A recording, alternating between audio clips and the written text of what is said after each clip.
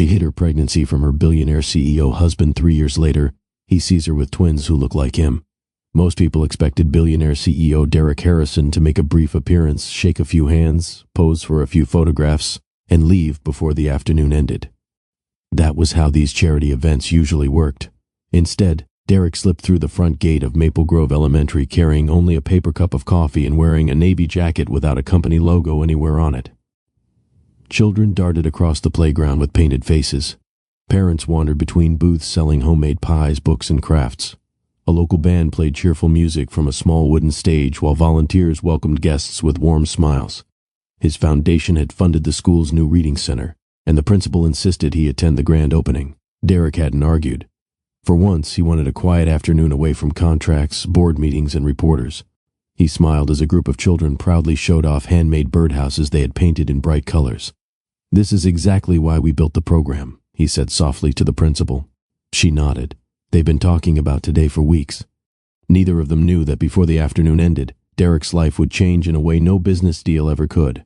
A bright red ball bounced across the sidewalk and rolled directly toward Derek's shoes. Before he could bend to pick it up, a little girl hurried after it with determined little steps. She wasn't watching where she was going. She bumped gently into his leg. "Oh!" she gasped, placing both hands over her mouth.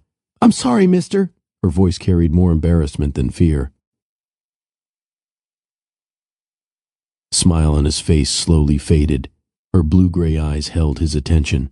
There was also a tiny dimple in her left cheek that appeared when she smiled. For reasons he couldn't explain, something inside him tightened. He handed her the ball. "There you go." "Thank you." She hugged the ball against her chest before flashing another bright smile.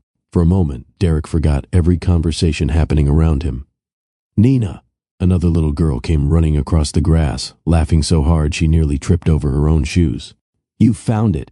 "I told you I would," Nina answered proudly. The second girl wrapped an arm around her sister before looking up at Derek. "Thank you for helping her." Her voice, her smile, even the way she tilted her head looked almost identical. The only difference was the tiny purple ribbon holding back one side of her hair. "They're twins," Derek said with a smile. The girls nodded together. "We're best friends," Sierra announced. Nina laughed. "We're sisters. We have to be." Their laughter was effortless, the kind that made strangers smile without realizing it. The twins hurried away toward the playground. Derek remained where he was. His eyes followed them almost automatically. They weren't just beautiful little girls. There was something deeply familiar about them. The shape of their smiles, the color of their eyes, the confident way they greeted people without hesitation. He searched his memory. Had he met them before? No, he was certain he hadn't. Then why did they feel connected to him?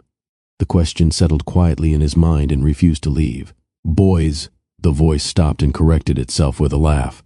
"Girls, not so fast." Derek's heart skipped. He knew that voice. 3 years had passed. He had heard thousands of voices since then, yet he would have recognized this one anywhere. Slowly, almost afraid to turn, he faced the bake sale near the entrance. She stood behind a table covered with homemade cookies, muffins, and jars of strawberry jam.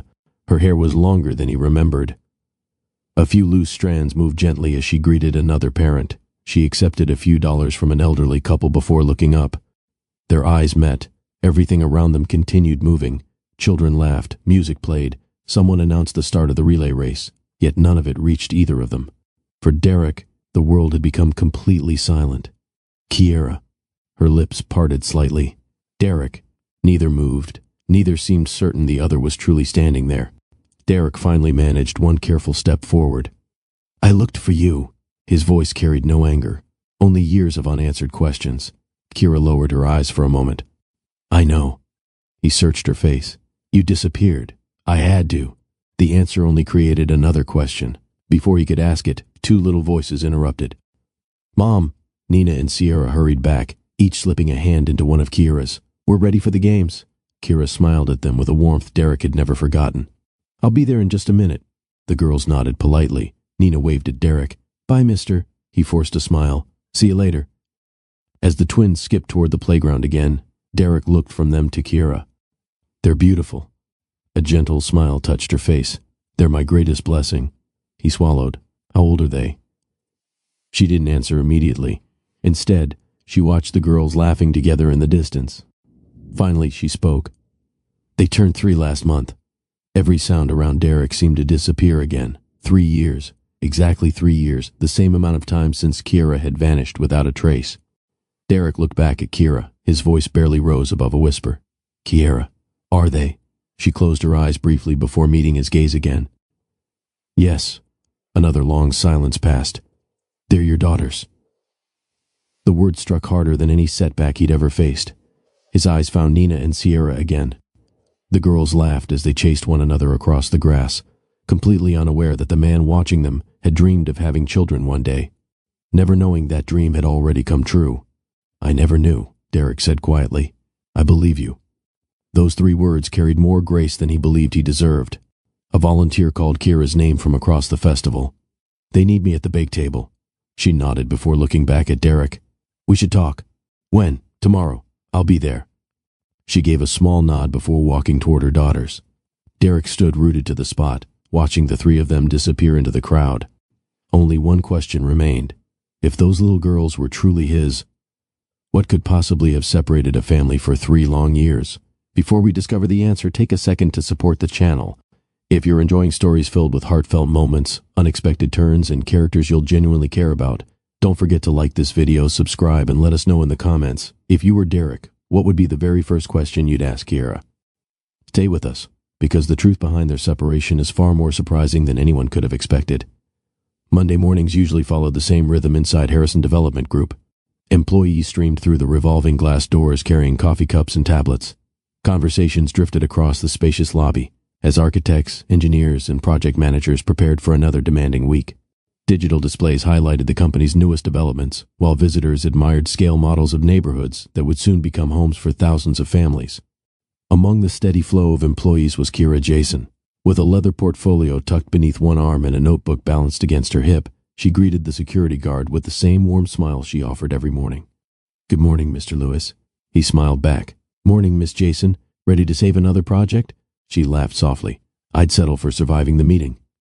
The elevator doors opened, and several co-workers stepped inside with her. You finished reviewing Harbor Square? One of them asked. I stayed later than I planned, Kira admitted. Worth it?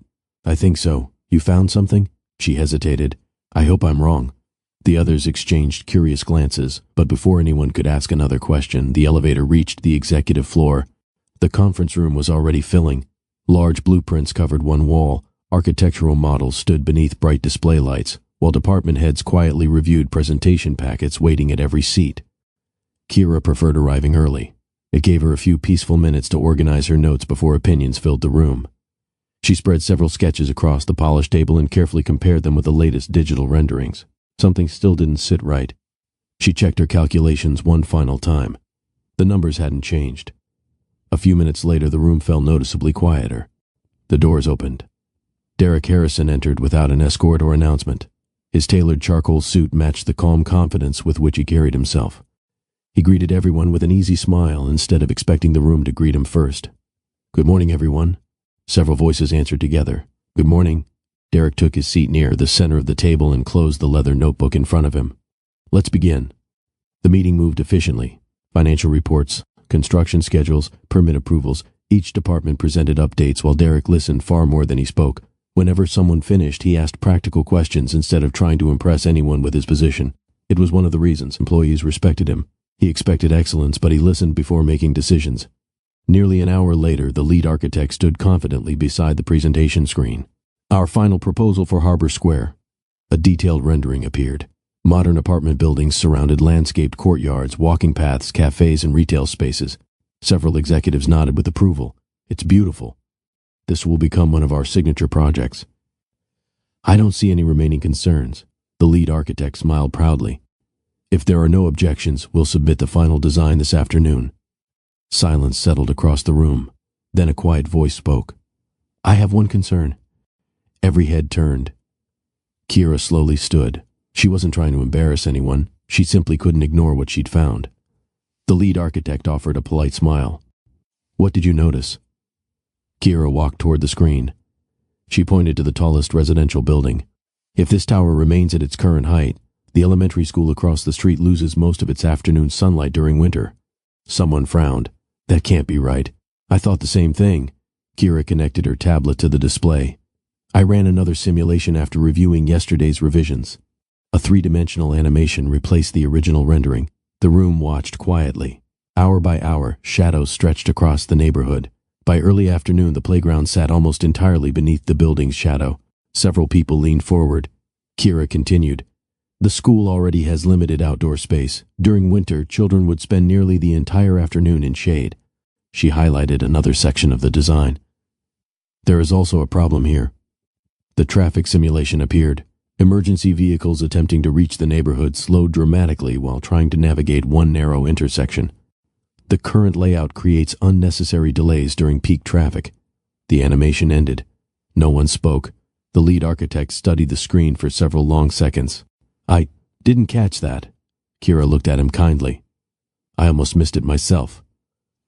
Derek remained silent for a moment. Then he looked directly at Kira. When did you prepare this? Last night. Were you assigned to review the project again? No. Then why stay after everyone else left? She glanced toward the digital image of the neighborhood. My parents always said people remember how a place makes them feel. The room listened. I kept thinking about children using that playground every afternoon. If we can improve it now, why wouldn't we? Derek slowly closed his notebook. We're revising the design. One executive looked surprised. We're only days from approval. I know. The revisions will delay construction. They will. The executive waited. Derek calmly continued. We don't build neighborhoods simply to fill empty land. He looked around the table before returning his attention to Kira. We build places where families create memories. Silence filled the room again. Then several department heads nodded in agreement. The lead architect smiled toward Kira. I appreciate you speaking up. She smiled back. I appreciate you listening. The meeting ended with a renewed sense of purpose. Employees gathered their papers while discussing possible solutions. As people gradually filtered into the hallway, Kira remained behind to organize her sketches. She was placing the final blueprint inside her portfolio when someone spoke behind her. You just saved us from making a very expensive mistake. She turned. Derek stood near the doorway. I wasn't trying to save money. I know, she smiled. I was hoping the children would get a little more sunshine. He chuckled. I suspected as much. They walked into the hallway together. For a few moments, neither said anything. The silence felt comfortable rather than awkward. When the elevator arrived, they stepped inside. Only the two of them remained. The doors slid shut. Derek glanced toward her. Do you challenge every project that way? Only the ones that keep me awake. So this one kept you awake? She laughed. Longer than I'd like to admit. I noticed you never tried to prove anyone wrong. There wasn't any reason to. You simply wanted a better solution. Exactly. The elevator continued downward. Derek folded his hands. You know, many people spend meetings trying to protect their ideas. Kira nodded. My father used to tell me that good ideas don't belong to one person. What did he mean? If someone improves your idea, everyone wins. Derek smiled. I wish more people thought that way. The elevator reached the lobby. Neither stepped out immediately. Finally, Derek spoke. I owe you a cup of coffee. Kira blinked. For what? For reminding me why I started this company. She looked genuinely surprised. You don't owe me anything. I disagree. She studied him for a brief moment. He wasn't inviting her because he was the CEO. He wasn't trying to impress her.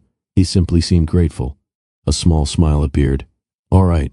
They left the building together and walked 2 blocks before stopping outside a cozy neighborhood cafe tucked between an independent bookstore and a flower shop. The smell of fresh pastries drifted through the open doorway. Inside, conversations remained pleasantly quiet as sunlight filtered through tall front windows. This place is nice, Derek said. It has the best cinnamon rolls in the city. You sound confident. I've done the research. He laughed. I'll trust your professional opinion.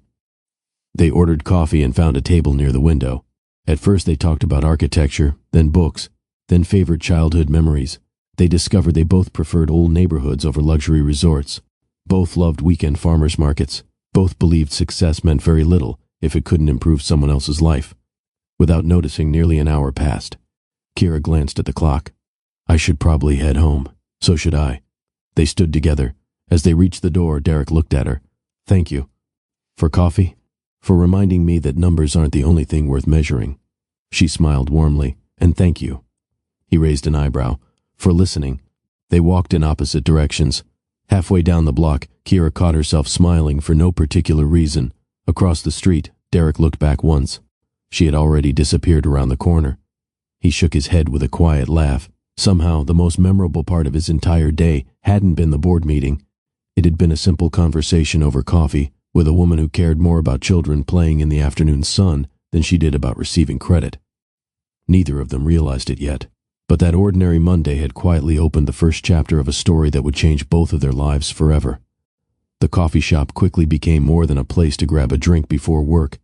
Neither Derek nor Kira planned it that way. It simply happened. The following Friday morning, Derek arrived a few minutes early and found Kira already sitting by the window with 2 steaming cups waiting on the table.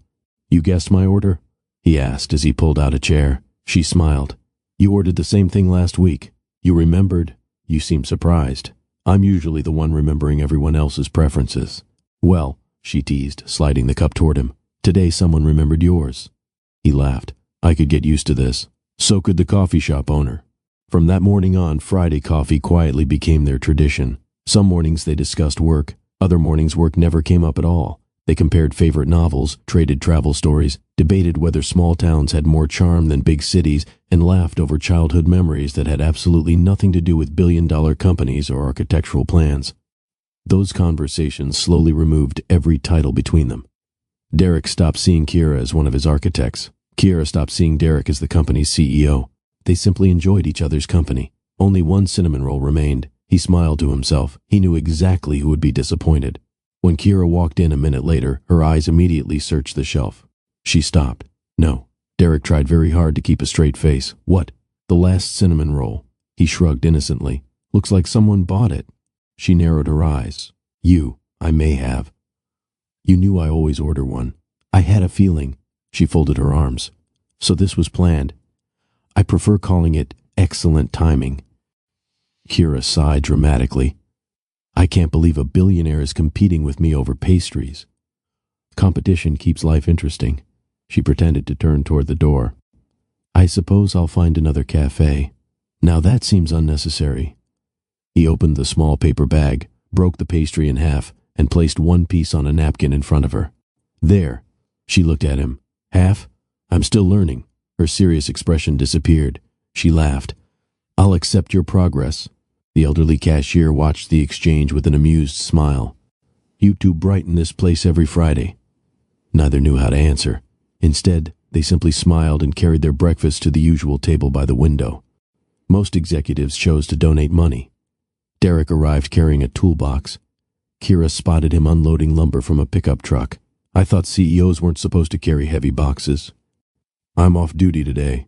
"So who's in charge?" He looked around thoughtfully. "I believe Mrs. Patterson." An energetic woman in her 70s immediately called across the room. "Derek." "Yes, ma'am." "You hung that shelf crooked." "I was hoping nobody would notice." "I noticed." Kira laughed. "You've been promoted." "To what?" "Assistant." Mrs. Patterson handed Derek a measuring tape. "Listen to the architect." "Gladly." For the next several hours they painted walls, assembled furniture, sorted donated books, and installed shelves side by side. Children from the neighborhood peeked through the windows, excited to see the transformation. Near lunchtime, Derek struggled with the instructions for a wooden reading bench. "I've turned this board around 3 times, he admitted. Kira walked over. "May I?" He stepped aside. Within minutes, she fitted the pieces together with practiced confidence. He stared at the finished bench. "You made that look effortless." "My dad believed every daughter should know how to use a toolbox. I think he'd be proud." "I hope so. So would Mrs. Patterson."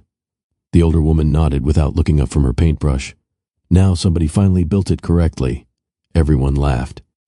As the afternoon ended, children rushed inside to explore the newly restored reading room. One little girl hugged a brightly colored bookshelf before choosing her first book. A young boy settled into the reading corner and opened a picture book with complete concentration. Derek watched quietly. Kira noticed. "Worth giving up your Saturday?" He nodded without hesitation. "I do it again tomorrow." She smiled. "I was hoping you'd say that." He looked around the room. "I've attended charity dinners where people spent more decorating the ballroom than we spent fixing this building. And which one matters more? This." He didn't hesitate. "This will still matter years from now." Kira folded her arms. "My mother always said generosity isn't measured by how much you give. What is it measured by? Whether you're willing to show up." Derek looked around the room again. "I'm glad I showed up." So am I. Their friendship continued growing through ordinary moments. If Derek skipped lunch because meetings filled his calendar, Kira quietly placed a neatly wrapped sandwich on his desk before disappearing. She never left a note. She never mentioned it. The first few times, Derek assumed his assistant had ordered food. Then one Tuesday afternoon, he opened his office door a little earlier than usual. Kira nearly bumped into him. She held a small paper bag. "Oh." She blinked. "I thought you were still in the finance meeting." It ended early. They both looked at the sandwich, then at each other. "So," Derek said, "it appears you've discovered my secret." "You've been doing this every week?" She shrugged. "You forget to eat." "I don't always forget." She raised an eyebrow. "You skipped Monday. I was busy. And Thursday. I was also busy. And the Tuesday before that." He sighed dramatically. "I feel like I'm being cross-examined." "You are." He laughed. "And what's the verdict?" "You need someone reminding you lunch exists." He looked down at the sandwich before meeting her eyes again. "Thank you." Her smile softened. "You're welcome." For reasons he couldn't explain, that simple lunch meant more than the expensive dinners he attended with investors. Someone had noticed the smallest details of his day. Someone cared enough to do something about them. Late one afternoon, they visited a nearly completed neighborhood where families had already begun moving into the first finished homes. Children rode bicycles along freshly paved sidewalks. A young couple planted flowers beneath their front porch. An elderly man waved from a rocking chair while reading the newspaper. Kira smiled. "This is my favorite part." "The ribbon-cutting ceremony?" She shook her head. "No." She pointed toward a little boy teaching his younger sister how to ride a bicycle. "This?" Derek watched the children. "You don't admire the buildings. I admire the lives beginning inside them." He looked from the family back to her. "You always find the people before the project. Shouldn't we?" For a moment neither spoke. A breeze carried the smell of fresh-cut grass through the neighborhood. Children laughed somewhere farther down the street. Derek realized something that surprised him. Every place seemed a little warmer whenever Kira was standing beside him. As they walked back toward their cars, he caught himself slowing his pace. He wasn't ready for the conversation to end. Neither was she. Without saying it aloud, both quietly hoped Friday morning would arrive sooner than usual. Autumn arrived quietly. The sidewalks around downtown filled with golden leaves. Neighborhood cafes brought small pumpkins onto their front steps, and the air carried just enough of a chill to remind people that summer had slipped away. Without either of them noticing exactly when it started, Derek and Kira had settled into a rhythm that felt wonderfully familiar. Friday mornings belonged to coffee. Whenever one of them finished meeting early, the other somehow already knew where to meet. If a new neighborhood was nearing completion, they found themselves walking through it together before anyone else arrived. No one scheduled those moments. They simply happened. One Wednesday afternoon, Kira was reviewing landscaping plans when someone knocked gently on the edge of her office door. Derek leaned against the frame. "Do you have 10 minutes?" She glanced at the stack of drawings on her desk.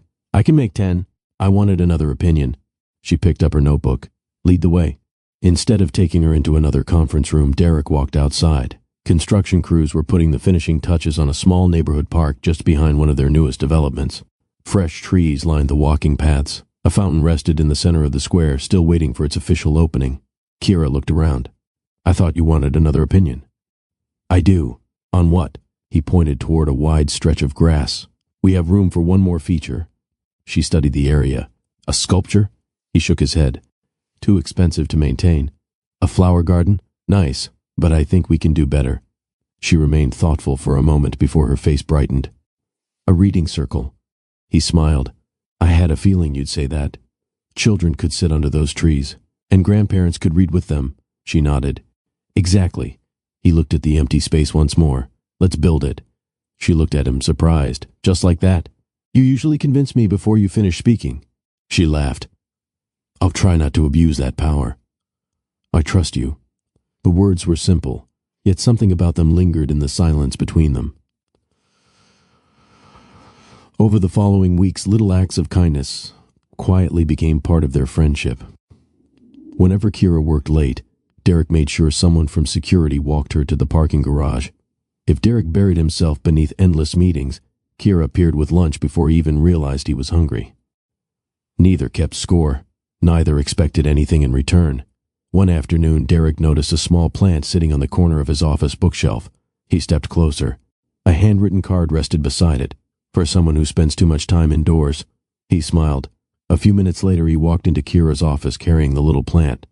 You've started decorating my office. She looked up from her sketches. It needed proof that something living could survive in there. I was doing perfectly well.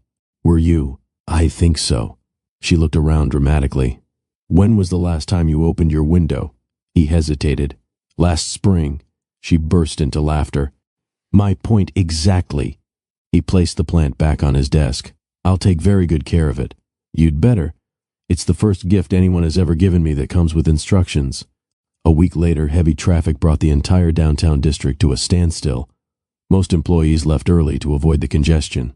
Kira stayed behind to finish a presentation for the following morning.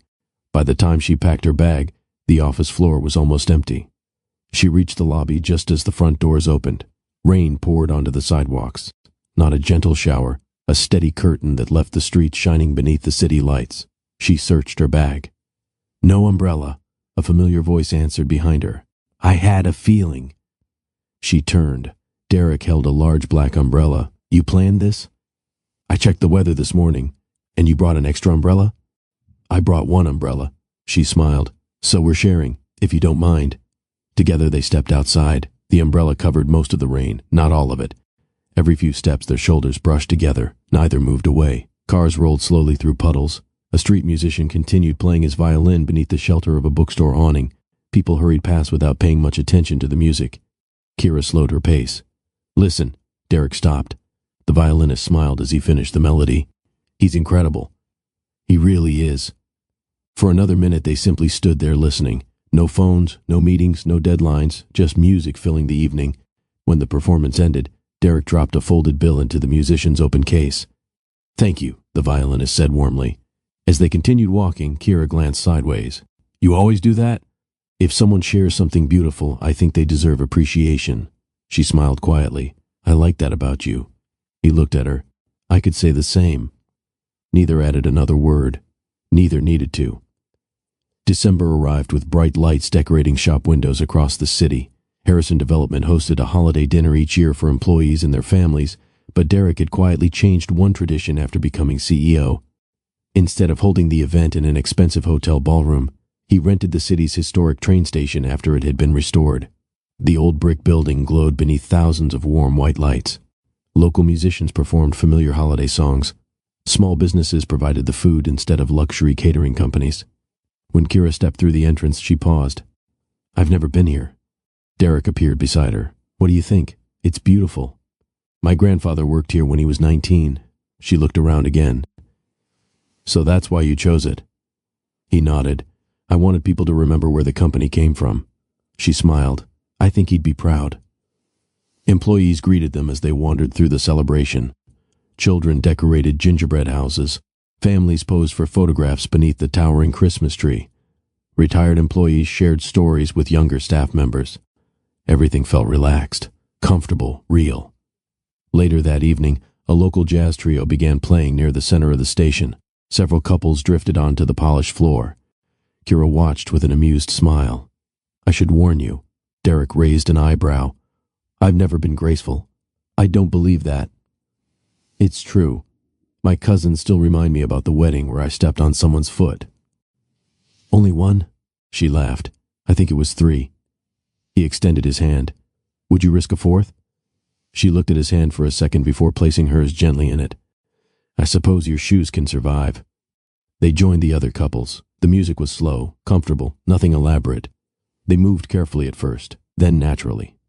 You know, Kira said quietly, I used to think happiness meant doing extraordinary things. And now? She rested her free hand lightly against his shoulder. I think happiness is finding ordinary moments you never want to end. Derek looked at her. I've attended more formal events than I can count. Were any of them memorable? He answered without hesitation. This one. Because of the music? He shook his head. No.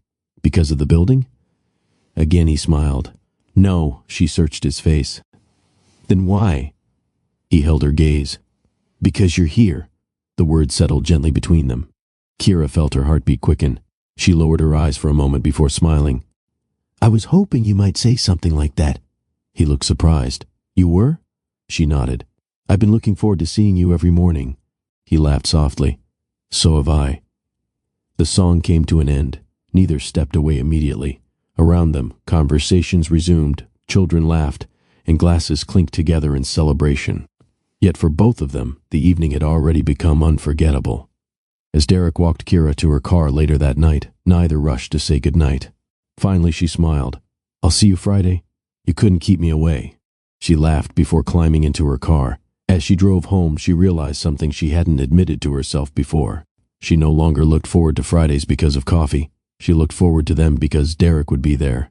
Across town, Derek arrived home, loosened his tie, and caught himself smiling at absolutely nothing. For the first time in years, his house didn't feel empty because he had spent the evening wishing someone else was still there. Neither of them had spoken the word love. They didn't have to. Sometimes the heart reaches the destination long before the words do. After the holiday celebration, very little changed on the surface. They still met for coffee. They still debated design ideas during lunch. They still laughed over the smallest things. Yet everything felt different. Neither of them wondered anymore whether the other enjoyed spending time together. Now the only question was who would be brave enough to say what both already knew. It happened on an ordinary Thursday. The office had emptied after another long day, and Kira was gathering her drawings when someone knocked gently on her open door. Derek stood there holding 2 paper cups. I thought you might still be here. She smiled. You know me too well. I brought hot chocolate. She raised an eyebrow. Not coffee? I figured architects deserve variety. She accepted the cup. I'll allow it. They walked onto the rooftop terrace overlooking the city. Office buildings glowed against the evening sky, while headlights traced steady lines through the streets below. For several minutes, they simply admired the view. Finally, Derek broke the silence. Kira. She turned toward him. I've asked you to coffee dozens of times. You have. We volunteered together. She nodded. We have. I've looked forward to every conversation we've ever had. A gentle smile crossed her face. So have I. He took a slow breath. I think it's time I asked you something properly.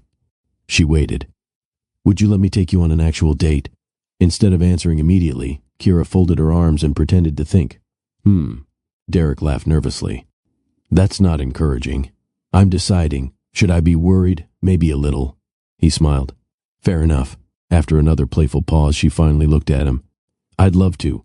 Relief spread across his face so quickly that she couldn't help laughing. You were actually nervous. I negotiate business deals worth hundreds of millions of dollars. I know. This was much harder. Good.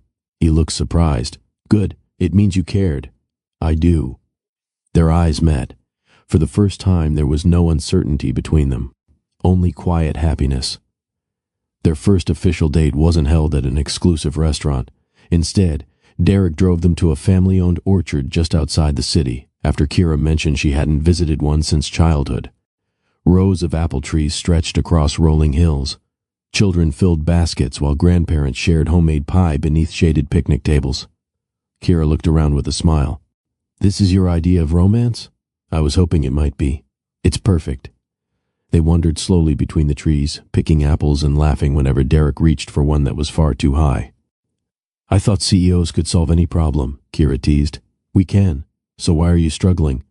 Because someone much shorter picked the easier apples. She held up her basket proudly.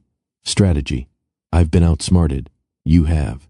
Later, they shared warm apple cider while watching families enjoy the afternoon.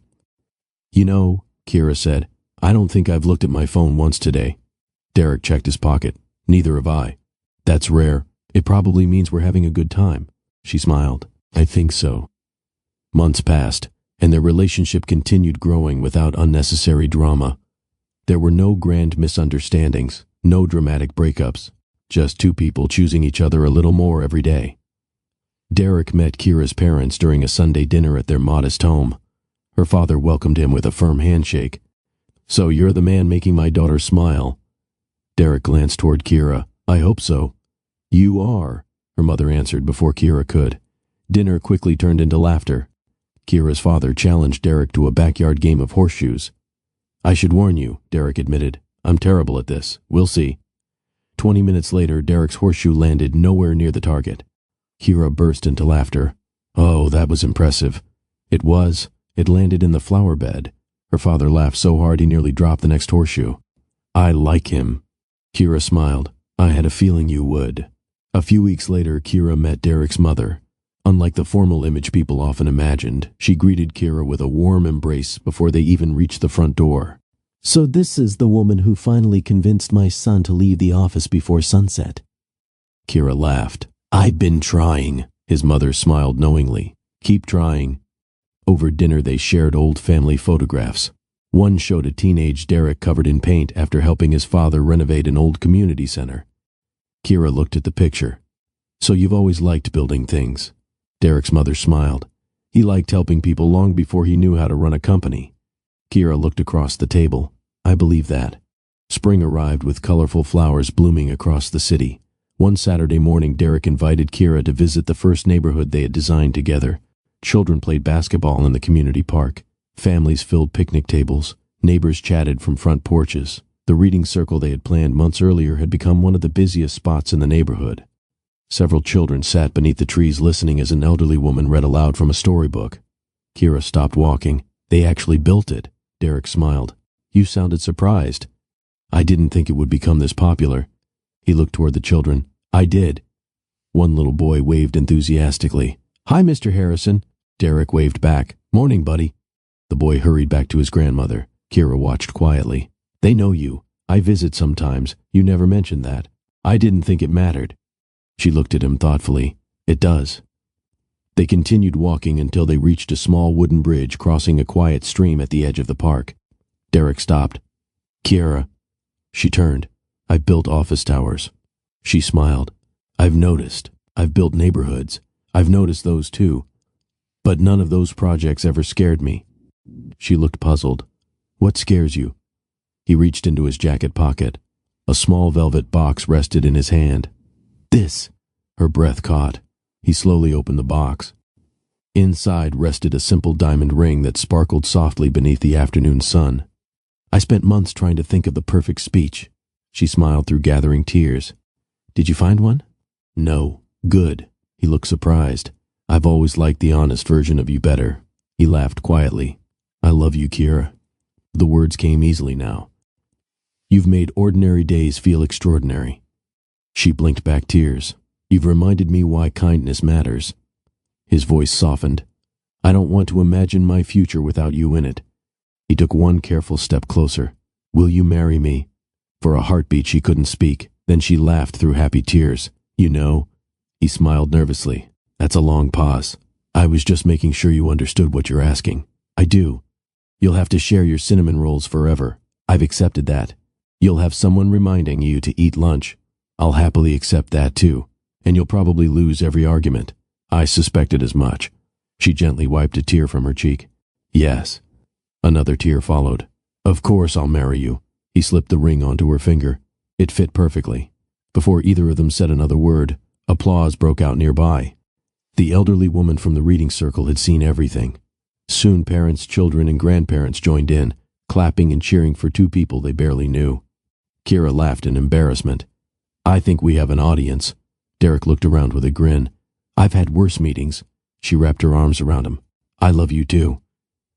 For the first time since they met, there were no unanswered questions, only the quiet certainty that they had found the person they wanted beside them for the rest of their lives. Neither of them could have imagined how precious those peaceful days would become, or how fiercely they would one day fight to find their way back to them. The wedding wasn't held in a luxury hotel or beneath crystal chandeliers. Instead, Derek and Kira chose the botanical gardens on the edge of the city, where towering oak trees shaded winding stone paths and spring flowers colored every corner. "It feels like us," Kira said as she looked around during the rehearsal. Derek smiled. "It does." Family and close friends gathered on a warm Saturday afternoon, filling simple white chairs arranged beneath the trees. There were no celebrities, no television cameras, no magazine photographers. Only the people who had loved them long before Derek became one of the country's most successful businessmen. As Kira walked toward him, her father gently squeezed her hand. "You found a good man." She smiled through happy tears. "I know." At the end of the aisle, Derek could hardly take his eyes off her. His best friend quietly nudged his shoulder. "You remember you're supposed to breathe." "I'm trying." Everyone laughed. The ceremony itself was simple. They promised honesty, patience, kindness, and that no matter how demanding life became, they would never stop making time for each other. When they exchanged rings, applause broke out before the officiant even announced them husband and wife. Their first kiss was greeted with cheers from every direction. Mrs. Wilson, the bakery owner who had watched their friendship blossom over cinnamon rolls and coffee, wiped away a tear. "I knew it," she whispered. "They were always meant to find each other." Married life settled into a rhythm that suited them perfectly. Every morning they ate breakfast together before work. Every evening, no matter how late Derek's meetings ran, they shared dinner at home. Phones stayed off the table. Business stayed at the office. Those few hours belonged only to them. One evening, Derek walked into the kitchen to find flour covering nearly every countertop. He looked around in confusion. "What happened here?" Kira looked up from a mixing bowl. "I decided to bake." It appears the kitchen disagreed. She laughed. "I'm experimenting. Should I be worried?" "A little." An hour later, they sampled the results. Derek took one careful bite of the homemade bread. He chewed thoughtfully.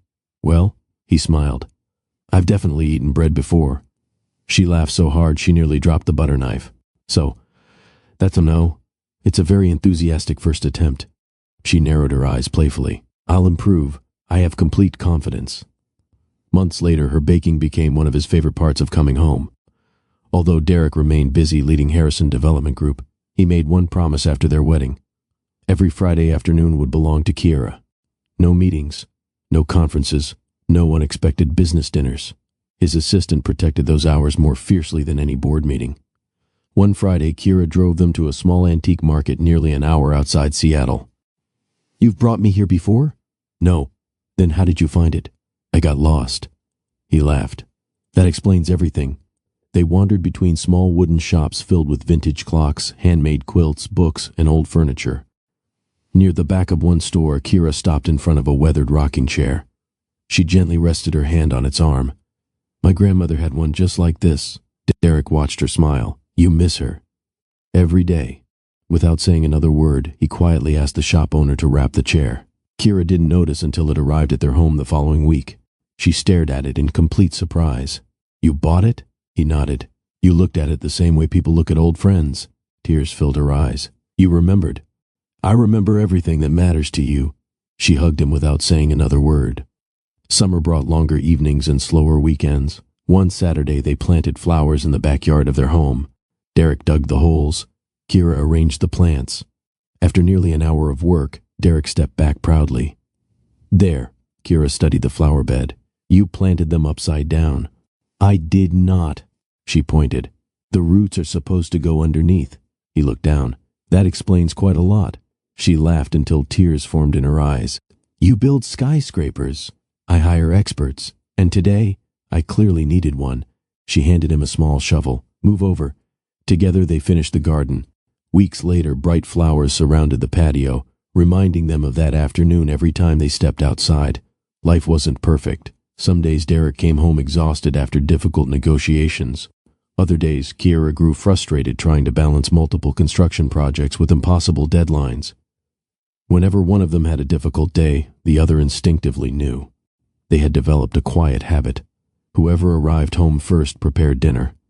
One rainy evening, Derek found Kira sitting silently on the living room sofa. She looked tired. He sat beside her. "Tough day?" She nodded.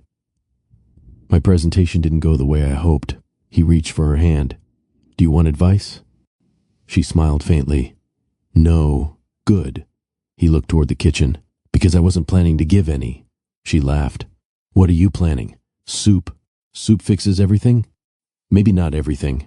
He stood. "But it's a good place to start." An hour later, they were eating homemade tomato soup and grilled cheese sandwiches while watching an old black and white movie.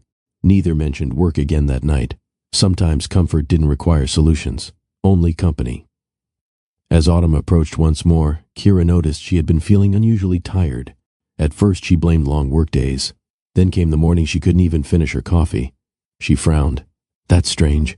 Coffee had always been her favorite part of the day. A few days later, while shopping after work, she paused outside a pharmacy. Something told her to go inside. She returned home carrying a small paper bag. The next morning she stood alone in the bathroom staring at the result. 2 unmistakable lines. Her hands trembled. She blinked several times before smiling through unexpected tears. "We're going to have a baby." The words barely rose above a whisper. She laughed to herself. "I have to tell Derek." Later that afternoon she scheduled an appointment with her doctor. After completing the examination, the doctor returned holding several ultrasound images. Everything about her expression seemed unusually cheerful. "Is something wrong?" Kira asked. The doctor smiled. "Actually, I have some wonderful news." Kira's heart raced. "The baby looks healthy." Relief washed over her. "But—" The doctor gently turned the monitor toward her. "I think you're going to need 2 cribs." Kira blinked. "I'm sorry?" The doctor pointed toward the screen. "There." A second tiny heartbeat appeared beside the first. Kira covered her mouth. "Twins?" The doctor nodded. "Identical twin girls." For several seconds, Kira simply stared at the monitor, unable to believe what she was seeing. Then joyful tears rolled down her cheeks. She laughed through them. Derek is never going to believe this. Driving home that afternoon, she couldn't stop smiling. She imagined his expression, his excitement, his laughter. She wanted the moment to be unforgettable. Instead of telling him immediately, she decided to surprise him. She stopped at a small children's boutique on the way home and purchased 2 tiny pairs of knitted baby shoes. That evening, she carefully placed them inside a gift box along with the ultrasound picture. She tied the ribbon neatly before setting the box inside the hall closet. "Tomorrow," she whispered. "I'll tell him tomorrow." She had no way of knowing that before tomorrow arrived, someone else's choices would begin changing the course of their lives. And the beautiful surprise she had planned would remain hidden far longer than either of them could ever imagine. The following morning began like every other. Derek kissed Kira goodbye at the front door before heading downtown for a full day of meetings. "I'll be home early," he promised. She smiled. "I'll hold you to that." "I've got something planned." Her eyes brightened. "Oh? You'll find out tonight." He leaned down and kissed her forehead. "Don't make dinner." "Why?" "Because I'm taking my wife out." She laughed. "I'll be ready." As his car disappeared down the street, Kira rested a hand against the small gift box hidden inside the hallway closet. "So will I," she whispered. She could already imagine Derek opening the lid, the tiny baby shoes, the ultrasound picture, his face when he realized they weren't expecting 1 child, they were expecting 2. At Harrison Development Group, Derek's schedule filled almost every minute of the day. Investors, contract reviews, city officials, project approvals. His assistant, Melissa, followed closely behind as they moved from one meeting to another. "You have 15 minutes before lunch." "Perfect." "And the Chicago conference, called twice. Tomorrow." "They said it's urgent." "So is getting home on time." Melissa smiled. "I'll tell them." She had worked with Derek for nearly 8 years. She knew one thing better than anyone. When he gave his word, he intended to keep it. Not everyone inside the company admired that loyalty. Victor Lang sat alone in his office overlooking the city. He had joined Harrison Development years before Derek became CEO. For a long time, Victor believed the company would eventually become his to lead. Instead, the board had chosen Derek. Younger, calmer, better respected. Victor had never accepted it. What frustrated him most wasn't Derek's success. It was how naturally people trusted him. Employees admired him. Clients requested him. The board listened to him. Now even Kira. Victor stared through the glass wall toward the design department. She laughed at something another architect said before returning to her drawings. He looked away. Months earlier, he had tried asking her to dinner. She had politely declined. A week later, everyone in the office learned she and Derek were dating. Victor never forgot the embarrassment. His disappointment slowly became resentment. And resentment, when ignored long enough, often searched for an excuse to grow. Late that afternoon, Melissa entered Derek's office carrying a folder. "You asked me to remind you." He looked up immediately. "The reservation?" She nodded. 7 o'clock. He smiled. "Thank you." After she left, Derek opened the top drawer of his desk. Inside rested a small velvet jewelry box. Not another engagement ring. Those days were behind them. Instead, it held a delicate gold necklace with a tiny heart-shaped pendant. Simple, elegant, exactly the kind of jewelry Kira preferred. He smiled to himself. "No special occasion," he said quietly. "I just love making her smile." He placed the necklace inside his briefcase before leaving for his final meeting. Victor noticed everything. From across the hallway, he watched Derek tuck the gift away. An idea formed almost instantly. That evening, Kira finished work a little earlier than expected. She decided to surprise Derek by stopping at his office before they left for dinner together. As she stepped off the elevator, Melissa looked up from her desk. "Hi, Kira." "Hi." "He's still in the boardroom. I'll wait." Melissa smiled. "He should only be another 10 minutes. Kira nodded and walked toward Derek's office. The door stood slightly open. She stepped inside. The room was quiet. She smiled as she imagined hiding the gift box somewhere he'd easily notice later that evening. Just then voices drifted in from the hallway. Thinking Derek had returned, she looked toward the doorway. Instead, Victor entered. He didn't seem surprised to see her. "Looking for Derek?" "Yes, he'll be another while." She smiled politely. "I don't mind waiting." Victor glanced toward the desk. "I suppose you've already seen it." Seen what? He hesitated, almost as though debating whether to continue. Then he sighed. "I probably shouldn't say anything." Kira frowned. "What are you talking about?" Victor walked closer to the desk and opened a folder lying near the computer. Inside rested several printed reservation confirmations. One caught Kira's attention. A reservation for 2 at an upscale restaurant. Tomorrow night. Not tonight. Tomorrow. Another sheet showed an expensive jewelry purchase scheduled for pickup the following afternoon. Victor lowered his voice. "I assumed you already knew." "Knew what?" He looked genuinely uncomfortable. "Derek asked Melissa to help arrange everything." Kira stared at the papers. "I don't understand. I really shouldn't be involved." He closed the folder halfway. "But people have been talking." Her heartbeat quickened.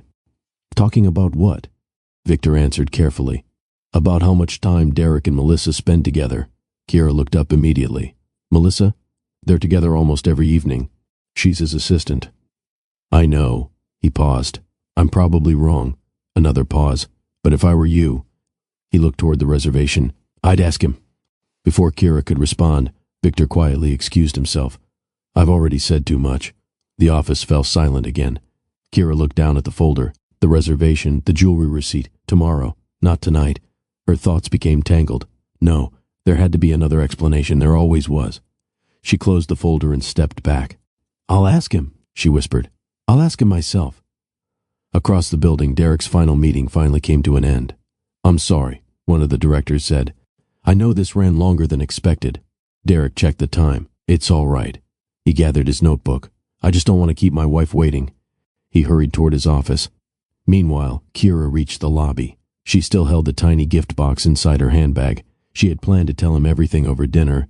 Now uncertainty had replaced excitement. As she stood near the entrance, she noticed Melissa walking toward the parking garage carrying Derek's briefcase. Kira frowned. "Melissa," she turned. "Oh, hi. Why do you have Derek's briefcase?" Melissa smiled.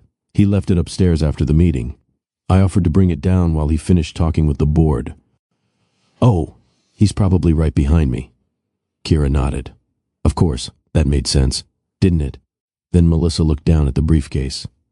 "I hope he likes the surprise." Kira blinked. "The surprise?" Melissa laughed. "I shouldn't ruin it." She quickly walked toward the elevators before Kira could ask another question. Kira stood frozen. "The surprise? What surprise?" The questions kept multiplying. Before she could collect her thoughts, Derek appeared from the hallway.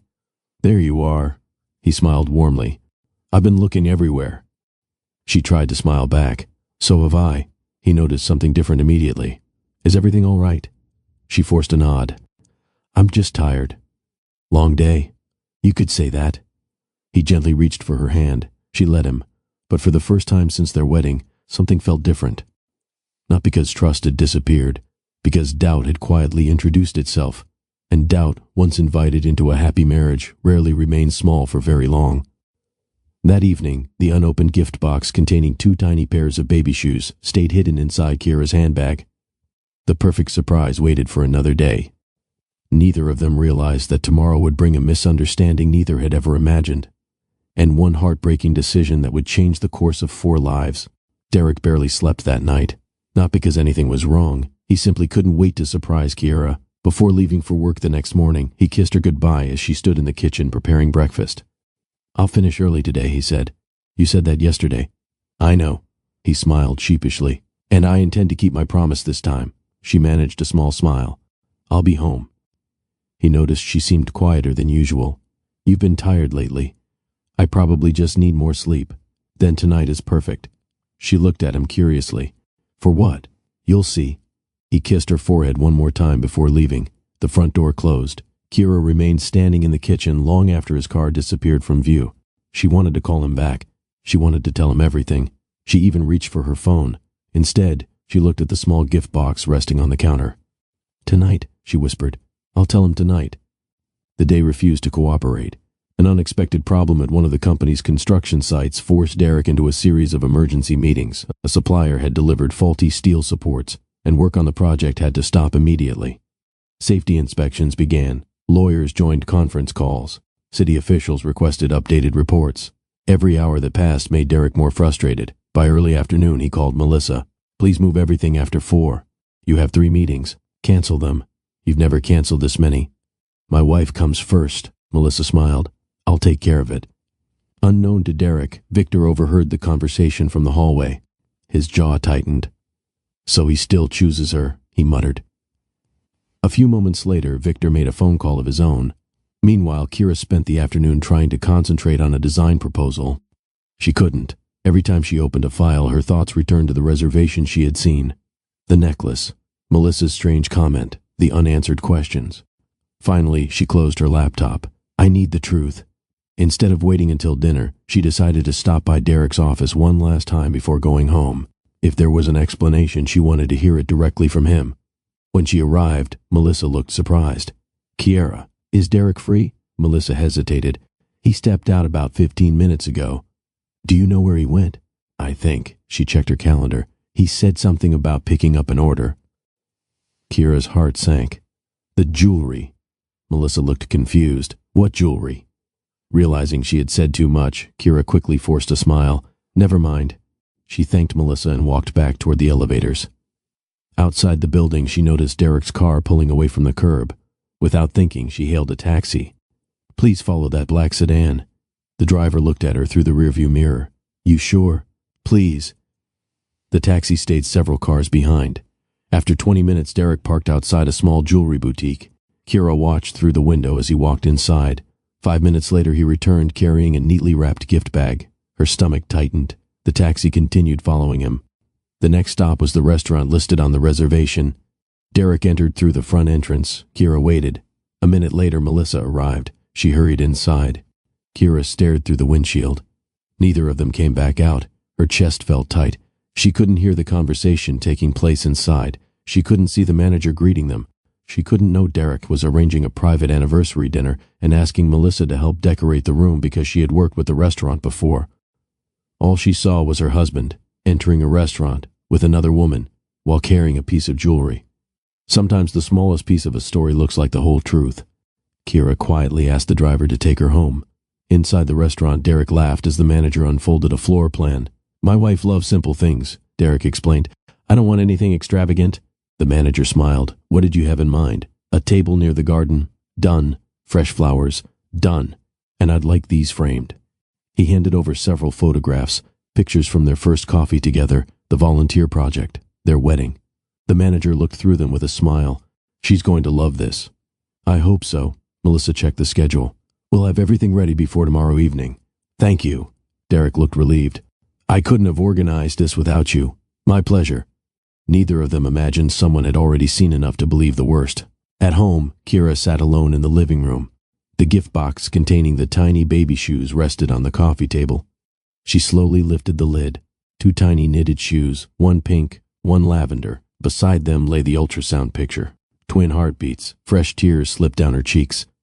"I wanted this to be the happiest day of our lives." She gently closed the lid. Her phone rang. The screen displayed her older sister's name. "Nora." Kira answered. "Hi." Nora immediately noticed something. "What's wrong?"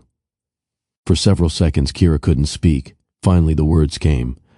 "I think." She swallowed hard. "I think Derek has been hiding something from me."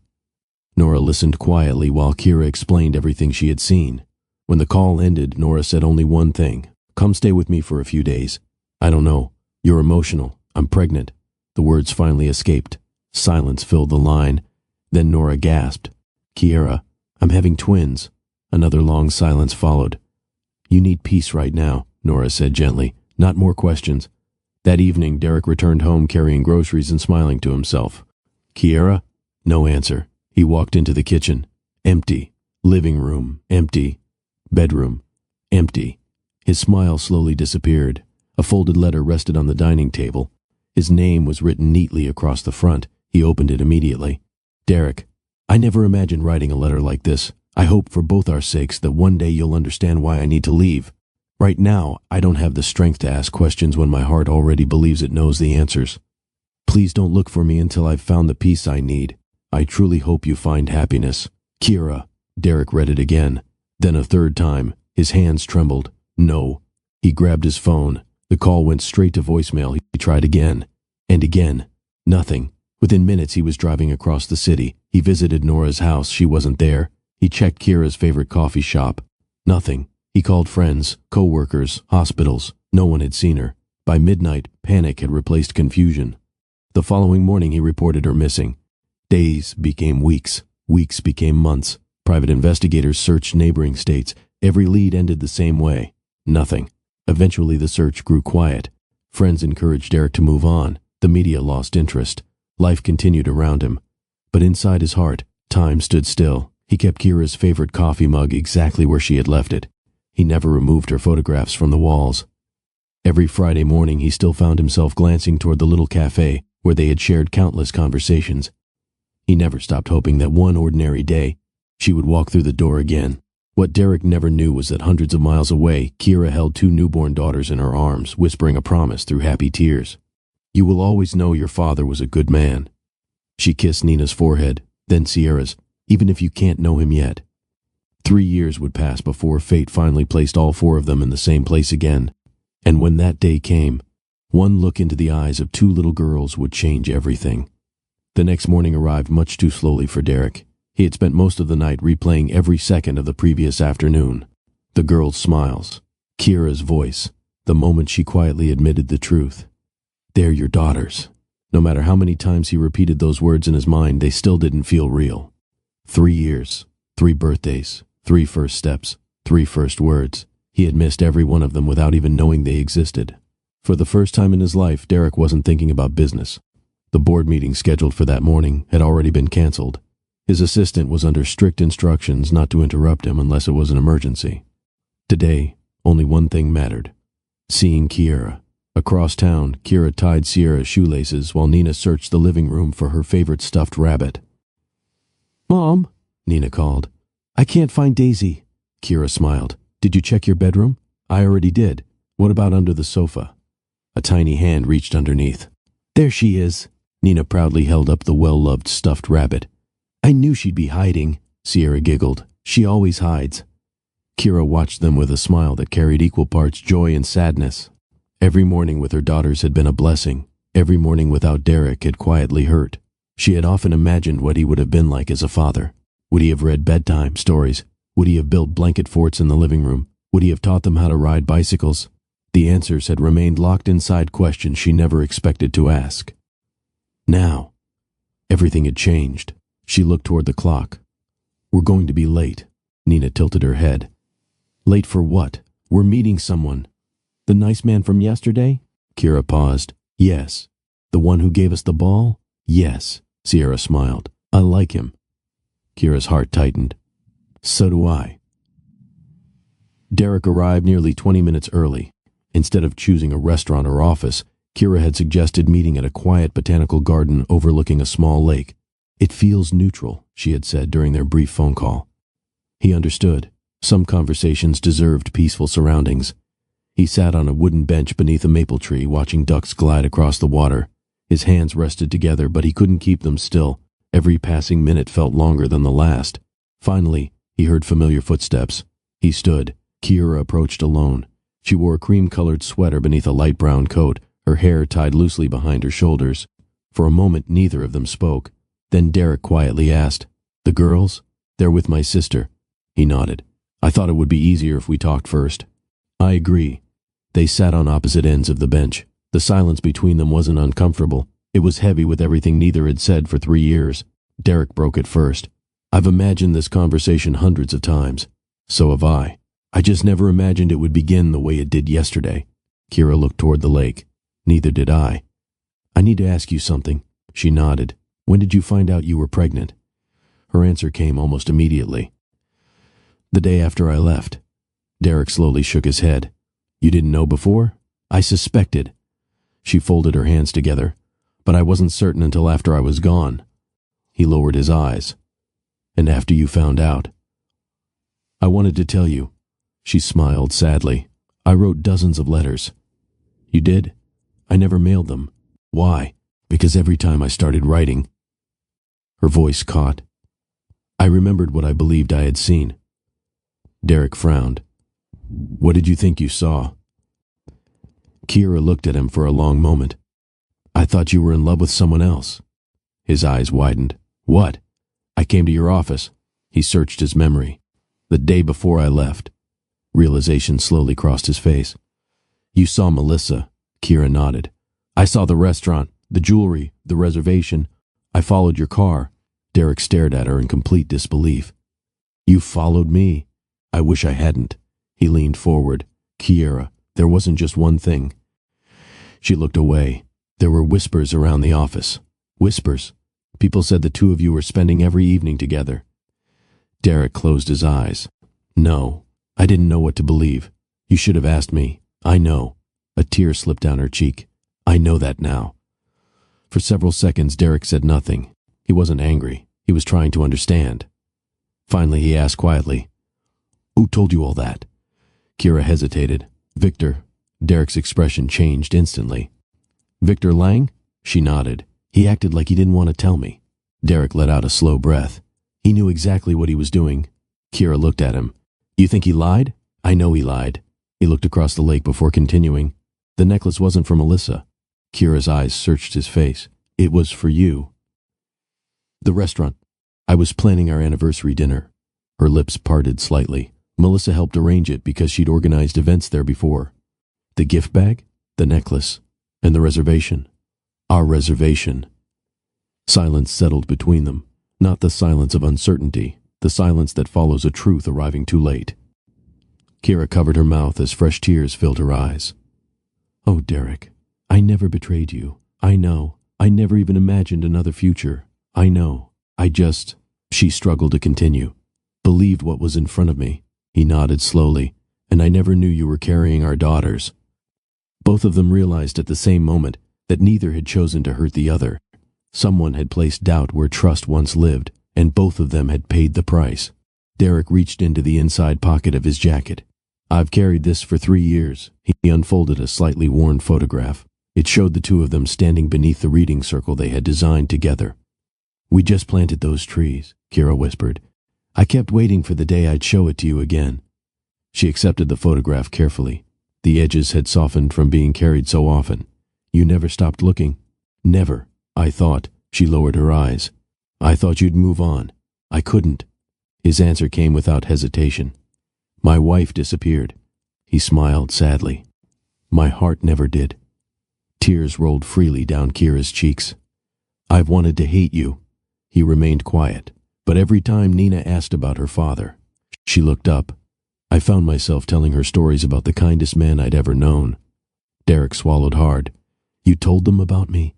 Every chance I had. What did you say? She smiled through tears. I told them their father built neighborhoods where children could laugh. Another smile appeared. I told them he always shared his cinnamon rolls. Derek laughed softly despite the tears gathering in his own eyes. I usually shared half. You always kept the bigger half. I was still learning. For the first time since sitting down, they both laughed. It was small, brief, but genuine. A reminder that somewhere beneath years of pain, the friendship that had brought them together was still there, waiting for a chance to breathe again. Neither of them noticed the elderly couple walking past the lake, smiling at the sight. To anyone else, they looked like two people quietly catching up after years apart. Only Derek and Kira knew they were trying to recover 3 years that could never be replaced. And for the first time since their lives had been torn apart, hope no longer felt impossible. Neither Derek nor Kira stood when the conversation ended. The lake remained calm. A pair of ducks drifted across the water while children laughed somewhere beyond the walking trail. Life continued as though nothing extraordinary had happened, yet everything had changed. For the first time in 3 years, they weren't carrying separate versions of the same story. They were finally putting the pieces together. Derek looked toward Kira. I need you to tell me everything. She nodded. I will. No matter how painful it is, I owe you that. She took a slow breath before beginning. The afternoon I left your office, I went home with 100 questions. I wanted to wait until dinner because I hoped you'd explain everything before I even had to ask. What changed? I couldn't stop thinking about what Victor said. She looked down at her hands. He sounded reluctant, almost like he felt guilty for telling me. Derek gave a quiet, bitter smile. That was calculated. I know that now. I wish I'd known then. So do I. She continued. That evening I tried to convince myself I was imagining things. I even picked up my phone several times to call you. Why didn't you? I was afraid. Of what? That you'd confirm my worst fear. Derek slowly shook his head. I would have spent the rest of the night convincing you none of it was true. I know. A tear slipped down her cheek. I just didn't know it then. Derek remained silent for a moment before asking another question. When did you find out you were expecting twins? The next morning. He closed his eyes briefly. You found out after you left. Yes. And you still wanted to tell me? I wanted to drive straight to your office. She smiled sadly. I even started the car. What stopped you? I remembered seeing you walk into that restaurant. She looked across the lake. In my mind, I'd already decided what it meant. Derek sighed. I should have called you. You were planning a surprise. I should have called anyway. They looked at each other. Neither blamed the other. Both simply wished they could rewrite one ordinary afternoon. Kira reached into her handbag. I've carried something for 3 years. She carefully unfolded several worn sheets of paper tied together with a faded ribbon. What are they? The letters I wrote to you. She handed them across the bench. I never mailed them. Derek accepted them carefully. The first page was dated only a week after Kira had left. He began reading quietly. Dear Derek, today I learned we're having a baby. I wanted to tell you 100 different ways. Instead, I'm writing words you may never read. His vision blurred. He turned another page. The doctor says our baby is healthy. I wish you had been there to hear the heartbeat. Another page. Today I learned there are 2 heartbeats. His hand trembled. Twins. She had written about every appointment, every milestone, every fear, every hope. Without realizing it, tears rolled freely down his face. He looked at her. I missed everything. You didn't choose to, but I wasn't there. No, her own eyes filled again. But I never stopped wishing you were. After a long silence, Derek asked the question that had troubled him since yesterday. Why Port Haven? Kira smiled faintly. My grandmother grew up there. I didn't know that. Very few people did.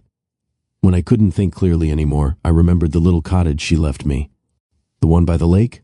She looked surprised. You remember? You showed me pictures once. I fixed it up after the girls were born. She smiled warmly. It's small. I don't care. They love it. I already know I will. Kira laughed softly. You haven't even seen it. I've seen the people who live there. Derek folded the letters carefully before placing them back into her hands. I have something to tell you. She waited. The day after you disappeared, I hired the best investigators I could find. I know. He looked surprised. You knew? They came to Port Haven once. They found you? They almost did. What happened? I watched them from the grocery store parking lot. You were that close? I was. She lowered her eyes. I almost walked over. His heart tightened. What stopped you? I believed you were trying to end our marriage officially. Kira. I know.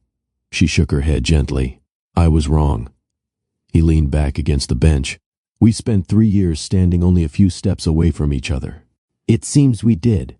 Derek's expression slowly changed. Thoughtful, focused. There are still things that don't make sense. She looked at him. What do you mean? Victor knew about the reservation. He mentioned it. He shouldn't have. Why not? Only Melissa and I knew where we were going. Kira frowned. He acted as if he'd accidentally discovered it. He couldn't have. Derek's mind began retracing those final days before Kira left. The delayed meetings, the interrupted phone calls, the unusual tension in the office. Then another memory surfaced. He looked at Kira. Did Victor ever mention Melissa by name? Yes, he wanted you to notice her. Kira nodded slowly. He said people had been talking. Derek let out a quiet breath. I've worked with Melissa for 8 years. I know. She's engaged. Kira blinked. What? She got married 6 months after you disappeared. I never knew. Neither of us deserved what happened. No, we were manipulated. She nodded. We were. Derek pulled out his phone. What are you doing? I'm calling Melissa. Now? She deserves to know why our family was torn apart. A few moments later, she answered. Derek, I need to ask you something. Of course. 3 years ago, before Kira left, his voice became serious. Did Victor ever ask you questions about our anniversary dinner? There was a pause. Then Melissa answered quietly. "I've wondered if you'd ever ask me that." Derek looked at Kira. "What do you mean?" "He came into my office the morning before your reservation." "What did he want?" "He asked where you were taking Kira. And I didn't tell him." Another pause. "But later that afternoon I noticed someone had gone through the event folder on my desk." Derek's expression hardened. "You think it was Victor?" "I couldn't prove it. So you never said anything." "I should have." Melissa sounded heartbroken. "I thought he was only curious." Derek thanked her before ending the call. He slipped the phone back into his pocket. Neither of them spoke for several seconds. Finally, Kira asked, "So, it really was him?" Derek nodded. It was. The afternoon sun slowly lowered across the lake. Derek stood and looked toward the water. "I've spent 3 years believing I failed you." Kira rose beside him. "And I've spent 3 years believing you stopped loving me." He turned toward her. "What do you believe now?" She didn't answer immediately. Instead, she stepped closer. "I believe someone took advantage of 2 people who trusted too easily." He nodded. "I agree." She smiled sadly. "But believing the truth," she looked into his eyes, "doesn't erase 3 years. No, it doesn't. It also doesn't erase everything we shared before that." A gentle breeze stirred the leaves above them. Derek offered his hand, not as a husband asking for forgiveness, not as a man asking for another chance, simply as the friend who had once walked beside her through coffee shops, construction sites, and ordinary afternoons. Kira looked at his hand for a moment. Then she placed hers in it. It wasn't a promise that every wound had healed. It was something quieter, a willingness to begin. As they walked slowly along the lakeside path, Derek glanced toward her with a small smile. "There's still one thing I haven't done." She looked up. "What?" "I've never officially met my daughters." Kira smiled for the first time without sadness shadowing her expression. "I think they'd like that very much." For Derek, it felt like the first hopeful step toward reclaiming the family he had dreamed about every single day for the last 3 years. The following Saturday morning, Derek found himself more nervous than he had been on the day he proposed. He stood outside Kira's cottage carrying 2 small gift bags. Not expensive toys, not anything flashy. Inside one bag was a children's picture book about 2 adventurous sisters. Inside the other were 2 sets of watercolor paints after Kira had mentioned how much the girls loved drawing. He checked his watch for the 3rd time. "You've negotiated billion-dollar contracts," he muttered to himself, "and today you're afraid of 2 3-year-olds. The front door opened. Kira smiled. "They've been waiting by the window for almost 15 minutes. "They have?" "They're excited." "So am I." She stepped aside. "Come in." The cottage was modest but welcoming. Sunlight poured through wide windows. Family photographs covered one wall. Colorful drawings decorated the refrigerator. A tiny pair of rain boots rested beside an even tinier pair of sneakers near the door. The house didn't feel grand. It felt loved. 2 little voices suddenly echoed from the hallway. "He's here!" Nina raced into the living room first. Sierra followed only a step behind. Both girls stopped a few feet away, studying Derek with open curiosity. "You came back," Nina said. "I promised I would." Sierra looked at the gift bags. "Are those for us?" He smiled. "I hope so." They hurried closer. Neither girl reached for the bags immediately. Instead, Nina looked up at him. "Mom says you're her friend." Derek glanced toward Kira. She gave him an encouraging smile. "I've been her friend for a long time." Sierra tilted her head. "Will you be our friend too?" His throat tightened. "I'd like that very much." Only then did the girls happily accept their gifts. Within minutes they sat on the living room rug, carefully opening the watercolor paints. "We can paint butterflies," Nina announced. "And flowers," Sierra added. "And rabbits," Nina continued. "And dragons," Sierra argued. "There aren't dragons in our garden." "There could be." Derek couldn't help laughing. Kira watched quietly from the kitchen doorway. She had imagined this meeting hundreds of times. She never expected it to feel so natural. After lunch, the girls insisted Derek join them outside. Their backyard wasn't large, but it held everything a child's imagination needed. A small wooden swing, a vegetable garden, a bird feeder hanging from an old maple tree. Nina proudly pointed toward a tiny sunflower. "I planted that." Derek crouched beside her. "You did a wonderful job. I talk to it every morning. Maybe that's why it's growing so well." Sierra tugged gently on his sleeve. "Come see mine." She led him toward a row of strawberries. "I picked these yesterday. They look delicious. I only ate 2. Nina laughed. She ate 4. I was hungry. The sisters chased each other across the grass, while Derek watched with a smile that slowly softened into quiet sadness. 3 years.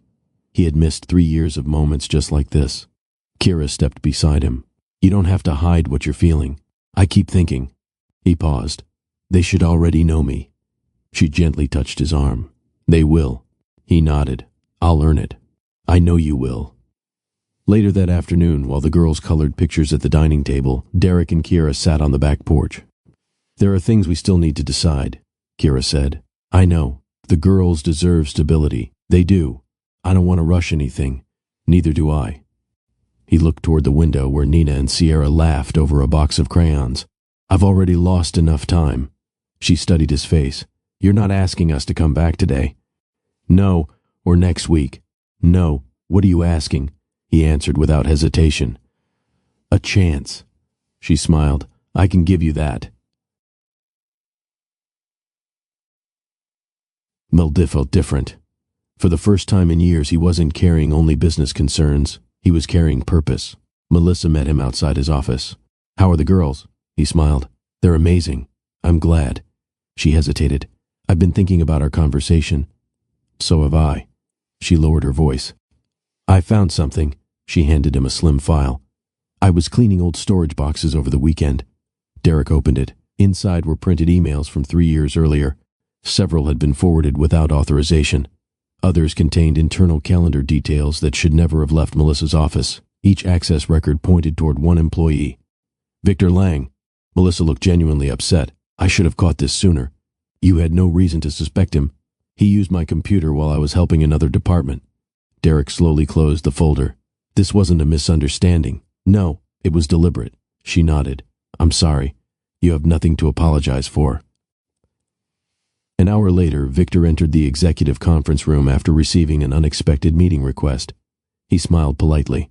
You wanted to see me? I did. Derek remained standing near the windows. The folder rested on the table between them. Victor glanced at it. What is this? Sit down. Something in Derek's calm voice caused Victor's smile to disappear. He slowly took a seat. Derek opened the folder. 3 years ago, he placed several printed emails on the table. Someone accessed confidential information belonging to my office. Victor remained silent. That same person learned about a private anniversary dinner. Still nothing. That same person suggested to my wife that I was having an affair. Victor finally spoke. I don't know what you're talking about. Derek slid another document across the table. Computer login records, security timestamps, office camera still photographs. Each one placed Victor exactly where he claimed he had never been. His confidence began to fade. You've made a mistake. No. I think someone is trying to blame me. Then explain this. Derek placed one final document on the table. A security report showing Victor entering Melissa's office after hours using a borrowed access card. The room fell quiet. Victor stared at the papers for several long seconds. Finally, he looked away. It wasn't supposed to go this far. Derek's jaw tightened. So you admit it. Victor let out a slow breath. I wanted her to question you. Why? You had everything. His voice carried years of resentment. The company. The respect. The promotions. And then, he laughed bitterly. You found the woman I wanted. Derek looked at him in disbelief. So you destroyed a family. I never thought she'd disappear. But you wanted her to believe I betrayed her. Victor lowered his eyes. I wanted you to lose something for once. Derek remained silent. Not because he lacked words, because nothing Victor could say would ever justify stealing 3 years from 2 little girls who deserved their father. A knock sounded at the conference room door. The company's legal counsel entered alongside 2 members of the board. Everything that needed to be said had already been said. Victor looked around the room. He understood. His career at Harrison Development was over.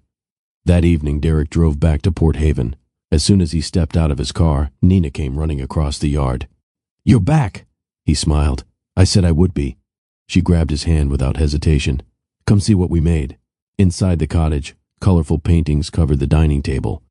Butterflies, flowers, a very large purple dragon. Sierra proudly pointed toward the dragon. I told Nina there could be dragons. Derek laughed. It appears you were right. Kira watched the 3 of them from across the room. Only a few days had passed, yet the house already felt different.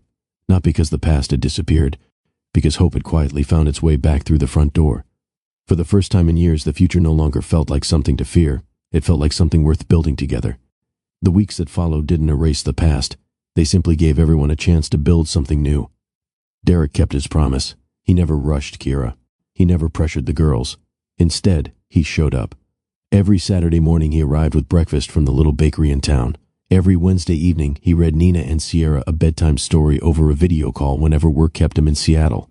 And every promise he made, he kept. The girls noticed. Children always did. One afternoon Derek helped them build a birdhouse in the backyard. Nina carefully held the pieces while Sierra handed him tiny nails one at a time. "Can I use the hammer?" Nina asked. "Only with my help." She nodded seriously. "I'll be careful." Sierra looked at the unfinished birdhouse. What if the birds don't like it? Derek smiled. "I think they'll love it." "How do you know?" "Because it was built with love." The girls looked at each other before smiling. That answer made perfect sense to them. A month later, Derek attended his first parent activity at the girls' preschool. He sat quietly in the second row while children proudly showed handmade artwork to their families. The teacher smiled warmly. "Today we've asked every child to introduce someone special." One by one, children stood beside parents and grandparents. Finally, Nina's name was called. She walked confidently to the front of the room. "This is my mommy." She wrapped one arm around Kira. "And," she looked toward Derek, "this is Derek." The room became quiet. Derek smiled gently, hiding the small ache in his heart. He wasn't disappointed. Trust couldn't be hurried. Nina continued, "He reads funny voices when we have story time." Several parents laughed. "He makes pancakes shaped like bears." More laughter followed. "And," she looked at Derek again, "he always remembers pink is my favorite color." Derek's eyes filled. After the presentation ended, he knelt beside her. "You did wonderfully." She wrapped her arms around his neck. "I forgot one thing." "What was that?" she whispered into his ear. "I like when you're here." Those simple words meant more than any award Derek had ever received. Life gradually settled into a comfortable routine. Some weekends, the four of them explored hiking trails around Port Haven. Other weekends, they baked cookies together, although Sierra somehow managed to cover herself in flour every single time. One Saturday afternoon, they visited the neighborhood library where Kira had volunteered years earlier. Children gathered on colorful rugs while the librarian prepared for story hour. Nina tugged gently on Derek's sleeve. "Will you read to us?" He looked surprised. "Me," she nodded. "You do all the voices." The librarian smiled. "We'd love the help."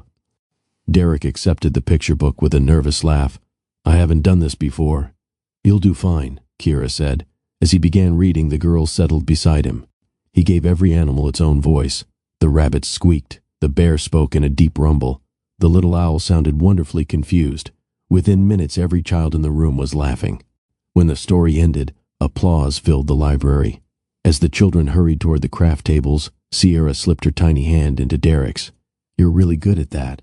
"I had excellent listeners," she smiled proudly. "You can read again next time."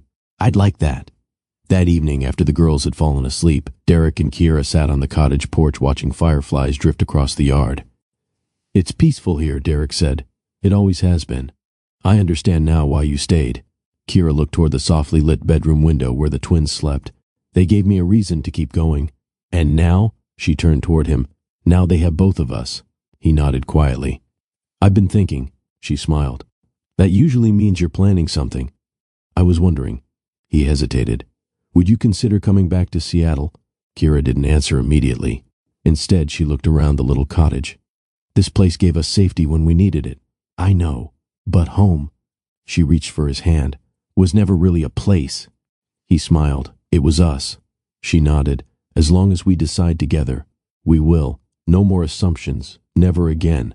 No more keeping fears to ourselves. Never." They sealed the promise with a quiet kiss, not because everything had become perfect, because they had learned how important honest conversations could be. A few weeks later, Harrison Development announced a new community project. Instead of luxury apartments, the company would build affordable family homes, a children's learning center, walking trails, and a public library. At the groundbreaking ceremony, Derek stood before reporters. One journalist raised a hand. "Mr. Harrison, what inspired this project?" He smiled toward Kira, who stood nearby holding Sierra's hand while Nina admired an oversized construction helmet. "I once believed the most important thing we built was the building itself." The crowd listened. "I was wrong." He looked toward the families gathered around the site. The most important thing we build is a place where people can make memories together." Kira smiled. She had heard those words before, years ago, during the meeting where they first met. Only now they carried even deeper meaning. That afternoon, the family stopped at the same elementary school where Derek had first seen the twins. The spring festival was taking place once again. Children raced across the playground. Parents visited craft booths. Music drifted through the warm afternoon air. Nina picked up a bright red ball. "Catch!" She tossed it toward Derek. He caught it easily before throwing it back. Sierra laughed. "You missed. I let her catch it. You did not. I absolutely did." The girls chased each other across the grass, laughing just as they had a year earlier. Derek watched them with a grateful smile. Kira slipped her hand into his. "You've been quiet." "I was remembering." "What?" "The first day I came here." She nodded. "You look so confused." "I was." "And now?" He looked at his family. "I'm exactly where I belong."